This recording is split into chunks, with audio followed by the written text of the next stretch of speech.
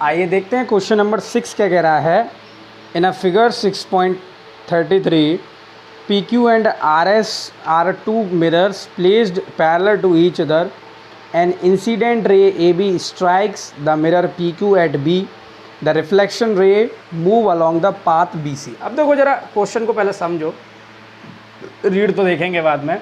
दो P Q mirror, P Q और R S दो मिरर हैं। यहाँ से कोई रे ए बी इस पर इंसिडेंट की पॉइंट बी पर, और ये रे जो हुई रिफ्लेक्ट हुई। अब ये फिनोमेना तो आप जानते होंगे, ये हमारा कोई मिरर है, प्लेन मिरर। ये लॉ ऑफ रिफ्लेक्शन में हम सीख कर आए हैं। ये जो इंसिडेंट रे है ये इस पर क्या करी, इंसिडेंट की, क्लास 8th में हम सीख कर आए हैं। और बेटा ये क्या करी, इस पर रिफ्लेक्टेड करी, बाहर निकली ये रे, इसको रिफ्लेक्टेड रे बोलते हैं। तो ये रिफ्लेक्टेड रे हुई, फिर ये इस पर दूसरे मिरर पर इंसिडेंट हुई, फिर ये वाली रे जो हुई वो रिफ्लेक्टेड हुई। तो ना कहीं ये जो प्लेन मिरर है, तो कहीं ना कहीं यार लॉ ऑफ रिफ्लेक्शन का हमें यूज़ कंपलसरी है करना। तो प्रूफ हमें जो करना है कि ए बी जो है, ए बी रे जो है वो सी डी के क्या है बेटा, पैरेलल है। ये अपन को क्या करना है, प्रूफ करना है। तो गिवन देख लेते हैं। गिवन जो है वो पी क्यू और आर एस दो प्लेन मिरर दिए हैं, मिरर दिए हैं जो कि आपस में पैरेलल है। तो मैं लिख देता हूँ P Q parallel R S, ये हमें गिवन दिया। और बेटा और अपन को प्रूव करना है। तो to prove A B parallel to C D, ये अपन को प्रूव करना है। तो इसके लिए अपन एक छोटा सा कंस्ट्रक्शन करते हैं। देखो वहाँ पर अपन सीख कर आए हैं, एक नॉर्मल हुआ करती थी 90 डिग्री बीच में, और ये एक एंगल आई हुआ करता था, और ये बेटा एंगल आर होता था।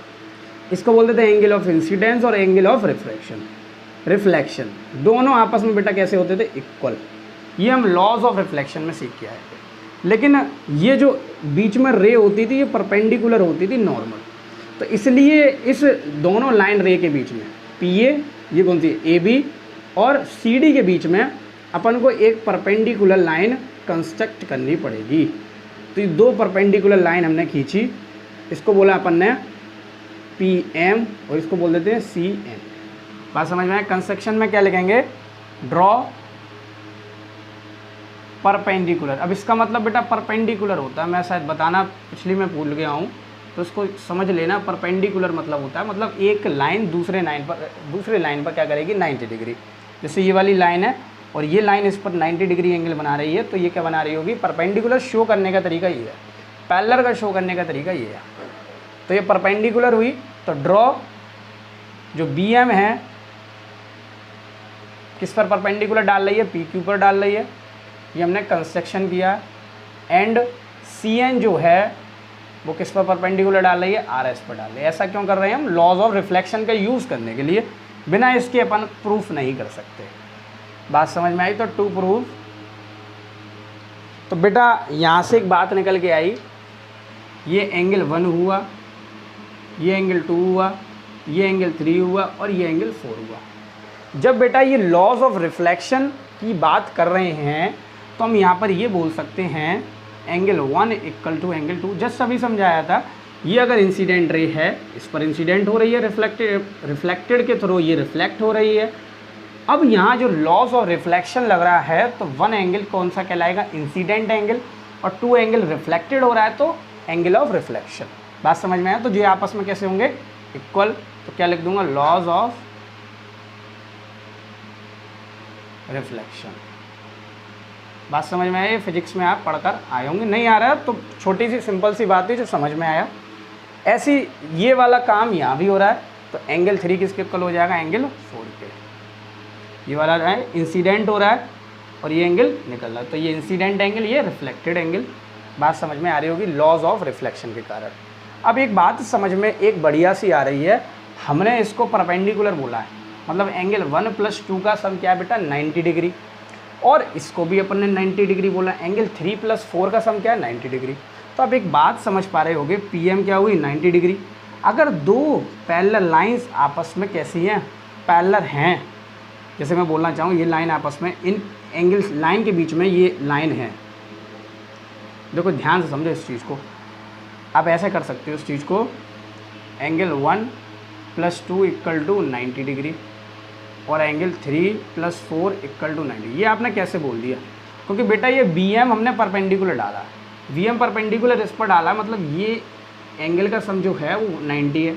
CN इस पर परपेंडिकुलर डाला तो इसका सम जो है बेटा वो 90 है। ये कंसेक्शन के थ्रू करा है। तो ब्रैकेट में क्या लिख दोगे? By concession. ब्रैकेट में क्या लिख दिया? कंसेक्शन। अब 90 डिग्री 90 डिग्री आपस में कैसे इक्वल? तो ये वाले भी कैसे हो जाएंगे इक्वल? जब LHS आपस में इक्वल तो RHS भी इक्वल। तो बोल देंगे therefore angle 1 + angle 2 = angle 3 + angle 4। बात समझ में आया? कोई दिक्कत नहीं। अब अपन को मुझे AB पैरेलल टू CD करना। इन टोटल मैं बात बताऊँ मुझे क्या करना है? AB parallel to CD। तो मैं इन टोटल बताना चाहूँ तो ये वाला एंगल इस एंगल के मुझे क्या करना है? इक्वल करना। इन टोटल मैं बात बताना चाहूँ तो ये वाला एंगल बेटा इस एंगल के इक्वल करना है। तो इस केस में angle 1 + 2 = 90 degree, angle 3 + 4 = 90 degree. Then angle 1 + 2 मतलब इसका सम भी 90 डिग्री है और इसका सम भी 90 डिग्री है। कोशिश करो, समझो, थोड़ा इस चीज़ को समझो। इसका सम भी बेटा क्या 90 डिग्री और इसका सम भी क्या 90 डिग्री। तो एंगल 1 + 2 भी का सम 90, 3 +, तो ये आपस में बेटा कैसे हो गए? इक्वल। तो 1 + 2 को क्या बोल दूँ मैं? Angle ABC। इसको क्या बोल देता हूँ? Angle ABC। और इसको क्या बोल देता हूँ? BCD। BCD आपस में कैसे हो गए? इक्वल हो गए। अब थोड़ी सी अंदरूनी बात समझो। ये जो रे है ये क्या हो गई बेटा? ट्रांसवर्सल हो गई। और ये रे बेटा कैसी हो गई? पैरेलल हो गई। ये रे क्यों हो गई पैरेलल? क्योंकि ये एंगल 90, ये एंगल 90, तो ऑल्टरनेट इंटीरियर एंगल आपस में बेटा कैसे हो गए? इक्वल हो गए। क्या बोलूँ मैं? ये वाले जो ऑल्टरनेट इंटीरियर एंगल्स आपस में कैसे हो गए बेटा? इक्वल। तो क्या बोलूँगा? देन द ऑल्टरनेट, ये मार्कर नहीं चल रहा है, then the alternate interior angle are equal. Alternate interior angle are equal. और हम पढ़कर आए हैं जब alternate interior angle parallel lines में इक्वल, जैसे जो दो लाइन आपस में पैरेलल नहीं थी, जब ऑल्टरनेट इंटीरियर एंगल्स आपस में इक्वल हो जाती तो लाइन आपस में बेटी कैसी हो जाती है? पैरेलल हो जाती है। तो ये वाली लाइन जो है वो इस लाइन के कैसे हो गई? पैरेलल हो गई। तो क्या बोल दोगे?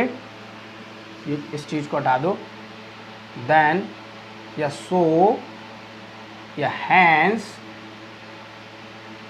क्या बोल देंगे? AB parallel to CD। कैसे? How it is possible? Because of that ये देखो ये एंगल 90 डिग्री है, इन दोनों का सम, ये एंगल का सम भी क्या है? 90 डिग्री। तो ये दोनों एंगल आपस में कैसे हो गए बेटा? इक्वल हो गए। मतलब ऑल्टरनेट इंटीरियर एंगल से अब इक्वल हो गए तो AB किसके पैरेलल हो गया? CD के हो गया। बात समझ में? ये एक इजी मेथड था।